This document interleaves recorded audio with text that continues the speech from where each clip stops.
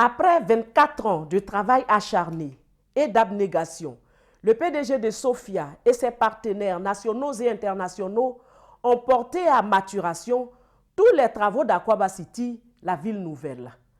Mais pour totalement achever ce processus de la maturation, Touré Ahmed Boua et ses partenaires attendent depuis 6 ans un dernier document capital à la réalisation de la ville nouvelle. Nous avons fini de réaliser toutes les diligences qui ont été mises à notre charge par l'État. C'est pourquoi l'État s'est autorisé à nous donner et les réservations d'assiette foncière et les autorisations d'aménagement et la concession d'aménagement et les conventions tripartites des purges, même à faire mieux, à signer des arrêtés de mise en enquête publique et à même obtenir auprès du grand public l'avis favorable en termes d'enquête publique. Mais il y a un dernier document qui a pour rôle d'enclencher le processus de mise en œuvre du projet. C'est ce qu'on appelle dans notre jargon l'arrêté d'approbation. C'est ce document, cet arrêté ministériel qui permet d'entamer la mise en œuvre du projet. Paradoxalement, l'État qui aujourd'hui utilise tous les moyens pour lutter contre le désordre urbain, depuis 6 ans, l'État n'a pas pu se prononcer sur le plan d'aménagement que nous avons proposé à son appréciation.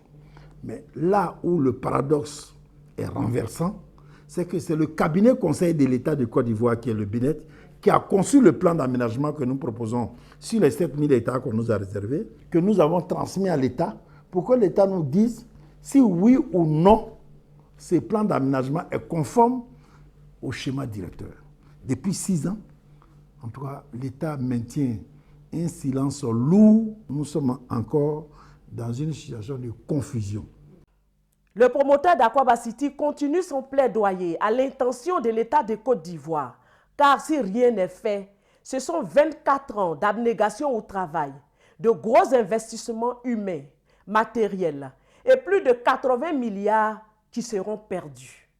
Le co-contractant de Sofia est l'État. Nous, Sofia, nous avons fini de faire notre part. Nous avons mobilisé pendant ces 24 dernières années les moyens humains, les moyens techniques, les moyens financiers. Nous avons mis en place une organisation humaine, comptable, financière, technique pour lancer le projet. Et depuis 6 ans, alors que nous avons fini notre part dans le projet, nous attendons que l'État nous dise oui ou non, le plan que nous proposons est bon à être mis en œuvre ou le plan est mauvais. Cette longue attente n'est pas sans conséquence. Elle est à la base du désordre urbain qui a lieu en ce moment sur les différents sites du projet Akwaba City, où environ 2000 personnes ont colonisé une importante partie de cette assiette foncière réservée en vue d'être aménagée et viabilisée. Je préfère que l'État dise oui, que ce plan est bon, puisque d'abord, c'est le BINET qui l'a élaboré. Ce plan au moins a été pensé, plutôt que de laisser l'anarchie et le désordre s'installer avec les squatteurs qui n'ont aucun plan, qui n'ont aucune proposition, qui s'installent sur les 7000 hectares aujourd'hui. Je m'en vais vous dire avec beaucoup de regrets que ce sont 2000 hectares qui ont été consommés dans l'anarchie et dans le désordre par des squatteurs qui n'ont ni titre ni propriété. Malgré cette situation désobligeante, Touré Ahmed Boua continue de se fier aux lois et aux droits et en appelle les uns et les autres au calme et au dialogue.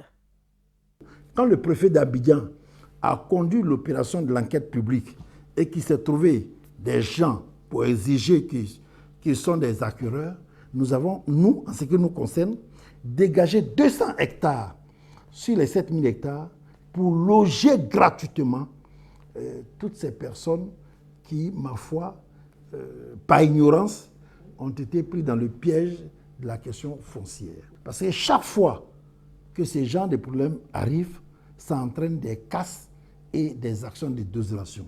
Je m'en souviens comme si c'était hier du cas de Mme Bracano, en Dautré, qui avait obtenu son ACD sur un espace et des individus sans titre et sans droit s'y étaient installés durablement et le jour où elle a eu besoin de son terrain, elle n'a eu d'autre choix que d'engager les bulldozers ou autres engins pour démolir les biens construits. Je pense que nos parents, nos frères qui sont sur les sites du FPM, il leur revient de négocier et non de brandir des armes blanches, des armes à feu, des gourdins pour menacer. Toi qui es dans position de faiblesse, tu ne peux pas utiliser la force. Et puis, en fait, en utilisant la force devant l'armée, quelle force ils ont?